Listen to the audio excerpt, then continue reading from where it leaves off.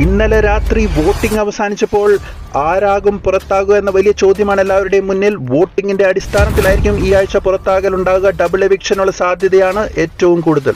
അവസാനത്തെ വോട്ടിംഗ് നില പരിശോധിക്കാം. ഒന്നാം സ്ഥാനത്ത് 2,40,327 വോട്ടുകളുടെ പിൻബലത്തിൽ തന്റെ ആധിപത്യം ഈ ബിഗ് ബോസ് ഷോയിൽ നിലനിർത്തിയിരിക്കുകയാണ് ജിൻഡോ.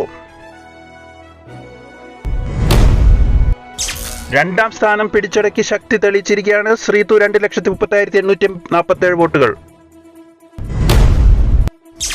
2,33,867 വോട്ടുകളോടെ മൂന്നാം സ്ഥാനം ഉറപ്പിച്ചിരിക്കുകയാണ് സിജോ. 2,26,479 വോട്ടുകളോടെ നാലാം സ്ഥാനം കൈപ്പിടിയിലാക്കിയിരിക്കുകയാണ് അപ്സര.